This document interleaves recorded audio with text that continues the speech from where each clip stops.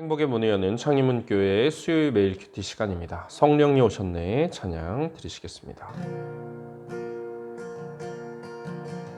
허무한 시절 지날 때 깊은 한숨 내쉴 때 그런 풍경 보시며 단식하는 분이 있네.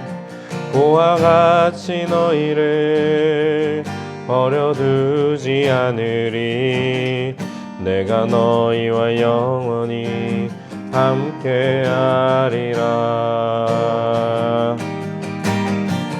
성령이 오셨네, 성령이 오셨네, 내 주에 보내신 성령이 오셨네. 우리 인생 가운데 신이 찾아오셔서 그 나라 꿈꾸게 하시네.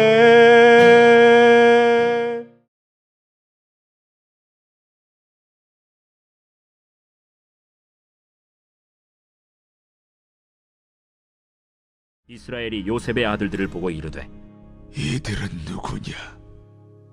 이는 하나님이 여기서 내게 주신 아들들이니이다. 그들을 데리고 내 앞으로 나아오라. 내가 그들에게 축복하리라. 이스라엘의 눈이 나이로 말미암아 어두워서 보지 못하더라. 요셉이 두 아들을 이끌어 아버지 앞으로 나아가니 이스라엘이 그들에게 입맞추고 그들을 안고 요셉에게 이르되 내가 내 얼굴을 보리라고는 생각하지 못하였더니 하나님이 내게 내 자손까지도 보게 하셨도다. 요셉이 아버지의 무릎 사이에서 두 아들을 물러나게 하고 땅에 엎드려 절하고 오른손으로는 에브라임을 이스라엘의 왼손을 향하게 하고 왼손으로는 므낫세를 이스라엘의 오른손을 향하게 하여 이끌어 그에게 가까이 나아가매 이스라엘이 오른손을 펴서 차남 에브라임의 머리에 얹고 왼손을 펴서 므낫세의 머리에 얹으니 므낫세는 장자라도 팔을 엇바꾸어 얹었더라. 그가 요셉을 위하여 축복하여 이르되 내 조부 아브라함과 아버지 이삭이 섬기던 하나님, 나의 출생으로부터 지금까지 나를 기르신 하나님, 나를 모든 환난에서 건지신 여호와의 사자께서 이 아이들에게 복을 주시오며 이들로 내 이름과 내 조상 아브라함과 이삭의 이름으로 칭하게 하시오며 이들이 세상에서 번식되게 하시기를 원하나이다. 요셉이 그 아버지가 오른손을 에브라임의 머리에 얹은 것을 보고 기뻐하지 아니하여 아버지의 손을 들어 에브라임의 머리에서 므낫세의 머리로 옮기고자 하여 그의 아버지에게 이르되 아버지여, 그리 마옵소서. 이는 장자이니 오른손을 그의 머리에 얹으소서. 그의 아버지가 허락하지 아니하며 이르되 나도 한다. 내 아들아, 나도 한다. 그도 한 족속이 되며 그도 크게 되려니와 그의 아우가 그보다 큰 자가 되고 그의 자손이 여러 민족을 이루리라. 그날에 그들에게 축복하여 이르되 이스라엘이 너로 말미암아 축복하기를 하나님이 내게 에브라임 같고 므낫세 같게 하시리라 하며 에브라임을 므낫세보다 앞세웠더라. 이스라엘이 요셉에게 또 이르되 나는 죽으나 하나님이 너희와 함께 계시사 너희를 인도하여 너희 조상의 땅으로 돌아가게 하시려니와 내가 네게 내 형제보다 세겜 땅을 더 주었나니 이는 내가 내 칼과 활로 아모리 족속의 손에서 빼앗은 것이니라. 죽음을 앞두고 있는 이스라엘은 요셉의 두 아들, 자신의 손자들을 자신의 아들로 삼습니다. 이제 그들을 아들로서 축복하기 위해서 이 일을 행한 것입니다. 이스라엘은 요셉의 아들들을 보고 이들이 누구냐라고 묻습니다. 당연히 이스라엘이 그들을 처음 봐서 그렇게 반응하는 것은 아닐 것입니다. 이전에도 이제는 양자가 된 이 손자들을 보았겠지만 지금 야곱은 눈이 어두워 사람을 잘 알아볼 수가 없습니다. 그래서 이들이 누구인지 묻고 있습니다. 중요한 축복의 순간에 실수를 할 수 없기 때문에 재차 확인을 하고 있습니다. 그의 아버지가 흐린 눈 때문에 자기 생각과 다르게 에서라고 생각하고 야곱을 축복했던 것을 떠올리게 합니다. 요셉은 이들이 하나님이 여기서 내게 주신 아들들입니다 라고 대답합니다. 요셉의 아들들은 가나안 땅이 아니라 애굽에서 태어났습니다. 애굽 제사장 가문의 딸과의 사이에서 난 자식들입니다. 하지만 요셉은 그들을 하나님께서 주신 아들들이라고 분명하게 말하고 있습니다. 그들은 하나님께서 요셉에게 주신 선물로 약속의 유업을 이어받기에 합당한 자들입니다. 눈이 보이지 않는 이스라엘은 그들을 자기 앞으로 데려오라 하고 축복하겠다 말합니다. 요셉이 두 아들을 이끌어 나아가니 이스라엘은 그들에게 입맞추고 그들을 껴안습니다. 그리고 이스라엘은 감회에 잠깁니다. 지난 세월 동안 영락없이 죽은 줄로만 생각해왔던 사랑하는 아들 요셉이었습니다. 살아생전 다시 요셉의 얼굴을 보리라고는 생각하지 못했었는데 하나님께서는 요셉을 다시 보게 하셨습니다. 뿐만 아니라 그의 자식들까지도 보게 하신 것입니다. 한때는 요셉을 잃고 베냐민까지 잃을 각오를 하면서 라헬의 아들들을 다 잃어버릴지 모른다 생각했던 그가 이렇게 요셉의 아들들을 보게 되었으니 이것이 얼마나 감사한 일입니까? 그에게 이렇게 행하시는 하나님께서는 얼마나 선하신 분입니까? 이스라엘은 감사하고 있습니다. 요셉은 아버지의 무릎 사이에서 두 아들을 물러나게 하고 땅에 엎드려 절합니다. 그의 신분이 애굽의 총리라 하더라도 하나님께 복을 구하는 것은 집안의 아버지인 이스라엘에게 속한 권리입니다. 그렇기에 요셉은 아버지의 권위를 인정하면서 절하고 있습니다. 요셉은 오른손으로는 에브라임을 이스라엘의 왼손에다가 왼손으로는 므낫세를 이스라엘의 오른손에다가 향하게 하여 이끌어 나아갑니다. 장자인 므낫세가 아버지의 오른손의 축복을 받게 하기 위함입니다. 그런데 이스라엘은 부자연스럽게 팔을 엇바꾸어서 자신의 오른손을 차남인 에브라임의 머리에 얹고 왼손을 장남인 므낫세의 머리에 얹었습니다. 그리고는 이스라엘은 요셉을 위하여 축복합니다. 이 두 아들에게 하는 축복은 그가 요셉을 사랑하였기 때문에 요셉을 위하여 하는 축복입니다. 이스라엘은 내 조부 아브라함과 이삭이 섬기던 하나님, 나의 출생으로부터 지금까지 나를 기르신 하나님을 부릅니다. 하나님께서는 아브라함을 가나안 땅으로 부르시고 이삭에게 그 약속을 넘겨주셨으며 그 아들인 이스라엘을 지금까지 인도하신 분입니다. 이스라엘이 어머니의 태중에 있었을 때부터 하나님께서 그를 아셨고 약속의 계승자로 정해두셨습니다. 기르셨다라는 표현은 목자가 양떼를 돌보는 것을 묘사하기 위해서 사용되는 단어입니다.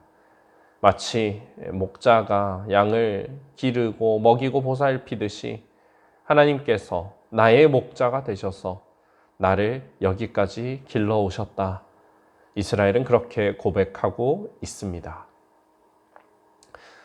그리고 이스라엘은 하나님께서 나를 모든 환난에서 건지셨다라고 고백합니다. 이스라엘의 삶은 평탄하지 않았습니다. 여러 차례 정말 큰 위기들이 있었지만 그때마다 하나님께서는 그를 구원해 주셨습니다. 지금까지 그렇게 신실하게 자비로 금휼로 조상들과 자신을 대해 오신 그 하나님께서 이제 이 아이들에게 복을 주시기를 이스라엘은 구하고 있습니다.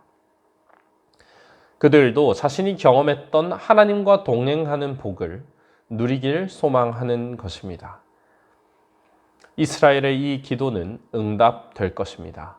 구원하다라는 단어 고엘이 후에 출애굽기에서 다시 등장합니다. 하나님께서 이스라엘 백성을 애굽에서 구원하시는 것을 나타내기 위해 사용이 됩니다. 이스라엘의 후손들은 그들을 구원하시는 하나님을 경험하게 될 것입니다. 이스라엘은 이들이 자신의 이름과 조상 아브라함과 이삭의 이름으로 칭하게 해달라라고 기도합니다. 그들이 하나님 약속의 후계자로 역임을 받기를 원하는 것입니다.